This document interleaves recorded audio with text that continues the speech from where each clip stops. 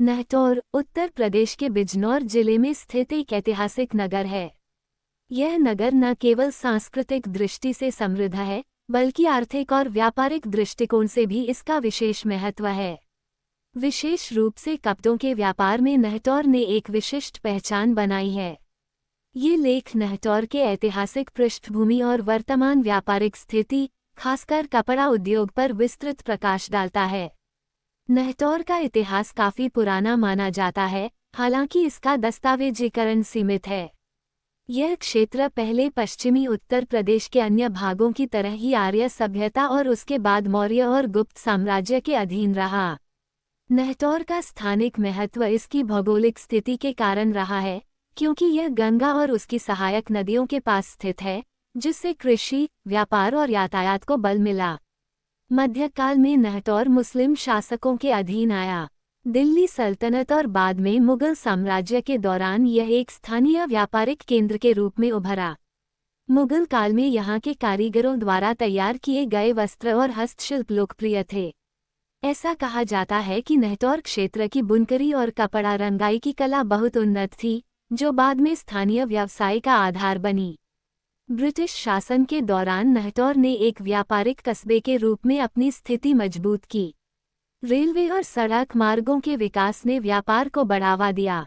इस काल में यहाँ के व्यापारी विभिन्न किस्म के कपड़ों का व्यापार करते थे, जिनमें सूती, रेशमी और ऊनी वस्त्र प्रमुख थे। धीरे धीरे यहाँ का कपड़ा बाजार पश्चिमी उत्तर प्रदेश के अन्य इलाकों में भी प्रसिद्ध हो गया। नहटौर में कपड़े के व्यापार की शुरुआत पारंपरिक रूप से छोटे स्तर पर हुई थी।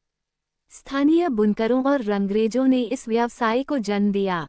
वे अपने हाथों से कपड़े बुनते, रंगते और आसपास के बाजारों में बेचते थे।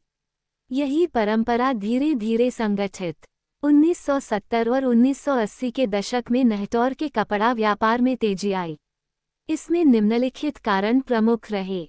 1. स्थानीय प्रतिभा, यहाँ के बुनकरों और दर्जियों की कला को मान्यता मिलने लगी।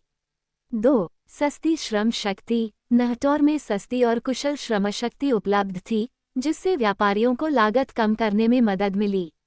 3. बाजार का विस्तार, आसपास के शहरों जैसे बिजनौर, मुरादाबाद, सहारनपुर और यहाँ तक कि दिल्ली तक नहटौर से कपड़े की आपूर्ति होने लगी।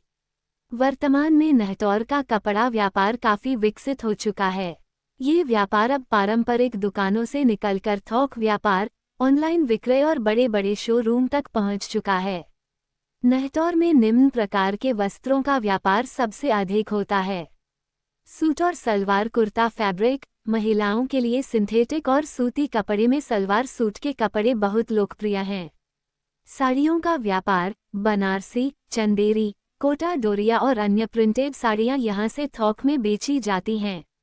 शर्ट और पैंट फैब्रिक, पुरुषों के वस्त्रों के लिए कपड़े जैसे लिनन, कॉटन, पॉलिएस्टर आदि का थोक व्यापार किया जाता है।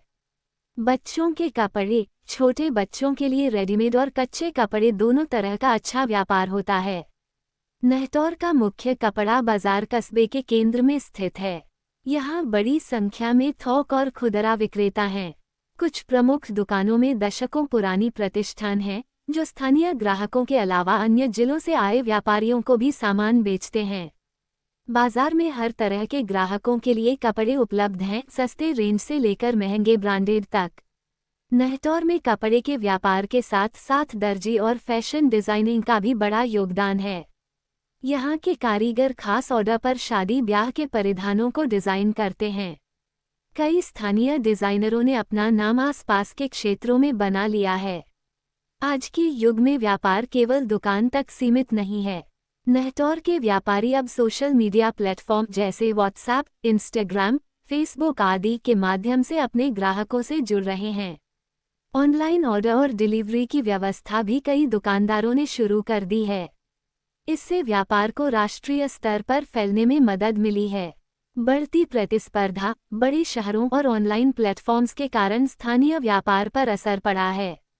सप्लाई चेन समस्याएं, कभी कभी कच्चे माल की उपलब्धता और समय पर आपूर्ति में दिक्कत आती है। ई-कॉमर्स का विस्तार, स्थानीय उत्पादों को देश भर में बेचने की क्षमता। अपने उत्पादों को ब्रांड बनाकर बेचें तो उनकी पहचान और बिक्री दोनों बढ़ सकती हैं। जैसे ODOP, one district one product और MSME समर्थन नहतौर के व्यापार को नई ऊंचाइयां दे सकते हैं। इसी तरह की ऐतिहासिक वीडियो देखने के लिए हमारे चैनल को सब्सक्राइब करें, लाइक करें, कमेंट करें और बेल आइकन दबाना ना भूलें।